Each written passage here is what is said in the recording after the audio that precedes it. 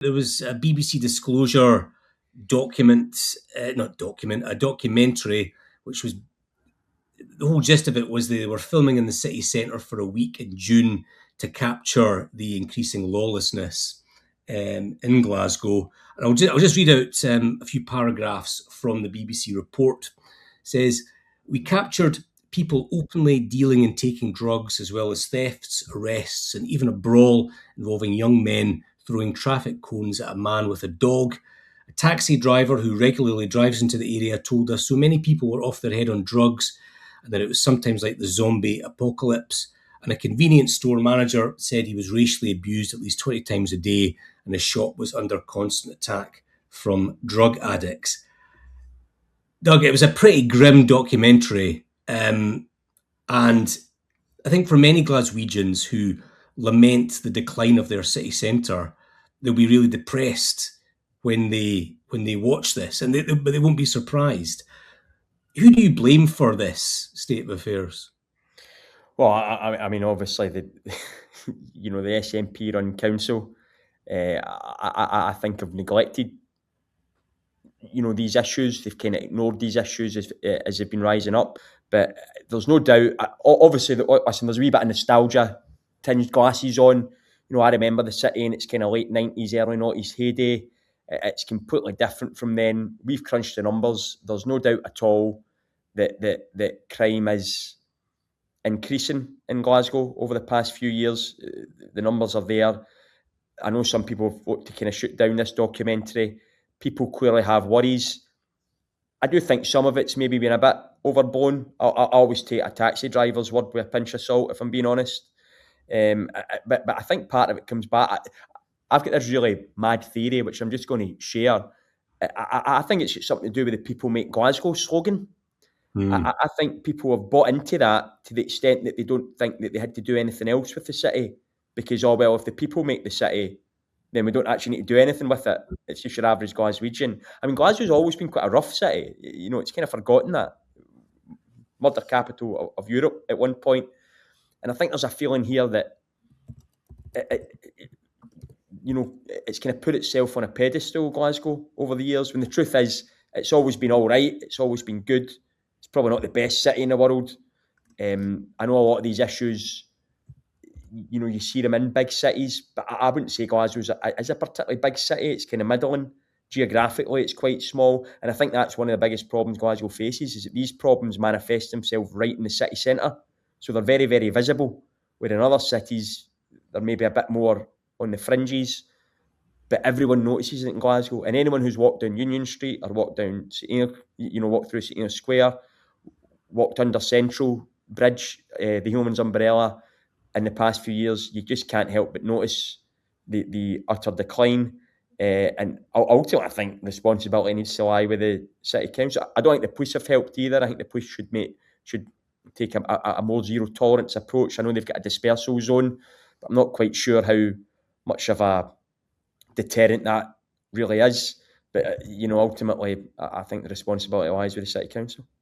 Just very briefly, Dan, what are your reflections on it? I mean, was it a misrepresentation of Glasgow, or do you think that it was a long overdue documentary?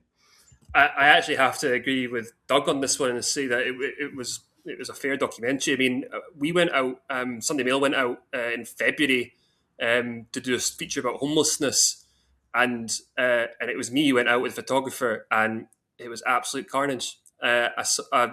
A woman I was interviewing at one point underneath the Hillman's umbrella. I'm not sure anyone actually calls it that in the city, but we found some tents under the central station, interviewed some people there. One of the women then sprinted off to a fight, came back and told us she just got punched in the face. And I was just the whole time wondering, where on earth are the police? And, that was just one example of many we found of people sleeping rough, people, taking drugs, so many stories of people dying in the streets of overdoses, never mind the violence. Something's gone wrong.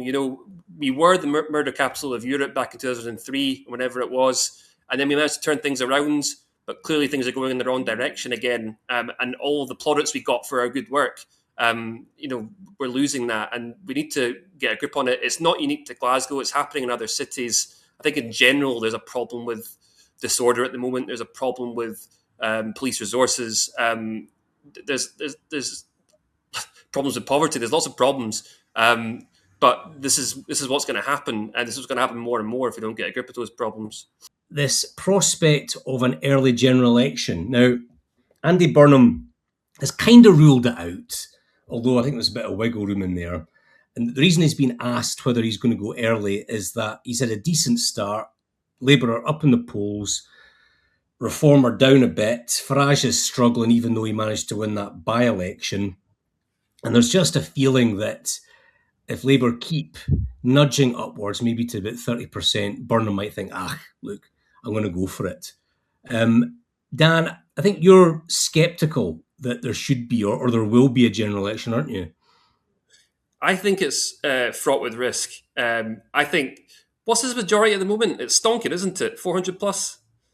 No, the majority is like over. Sorry, but over 160. Yeah.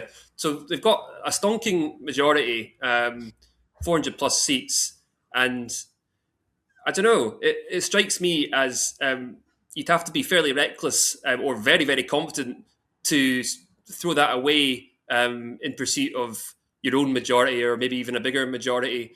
I think no one is more confident in their own political talents than Andy Burnham. I think we've seen that, and he's been very good so far. You know, he's spoken a lot of sense. People like him. He's had a good honeymoon period. But this is the thing, you know, honeymoon periods don't last forever. And, you know, we've seen it before in fairly recent history. You know, Theresa May thought she would get a stonking majority. Corbyn was struggling in the polls. But then over the course of a campaign, she got into trouble and she ended up losing the Tory majority then, which was quite a slim majority. And then on the other side, you know, you see, you know, Boris Johnson did kind of pull the same trick and actually win a majority. But it's dicey. You know, you have no idea where the news cycle is going to go over that campaign period. You have no idea what's going to happen. You can be guaranteed the polls will tighten if, you know, Labour is substantially ahead by that point. And so, you know, there's a case for either, isn't there? If you have the courage of your convictions, as Burnham did when he stood in Makerfield in the first place, if you have the courage of your convictions and you think you're the guy to take on reform and win, fair play to you. But let's not pretend that it wouldn't be hugely risky and could actually usher in a reform government, you know, through the back door, if you like.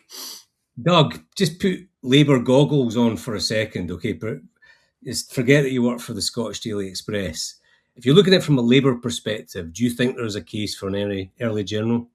I think it would need to be absolutely mental to pull the trigger for an early general election. I can't even believe it's being discussed, to be honest, when he's got a majority like that. I mean, I realise, you know, Dan makes the point that he's had a decent honeymoon period, but Dan also rightly makes the point that honeymoons don't last. He's got 2 years of Keir Starmer rubbish behind him to defend. The gap in the polls isn't that much. I know we're talking about maybe if it gets towards 30, but it's certainly not bridgeable. I can't get my head around why anyone would think this is even remotely a good idea. And may I just say, as an extremely tired journalist who's fed up covering elections, the last I thing agree with this point. 100% I agree with you at this point. Yeah, the last thing I want to do is have to cover another one so soon after the Holyrood election.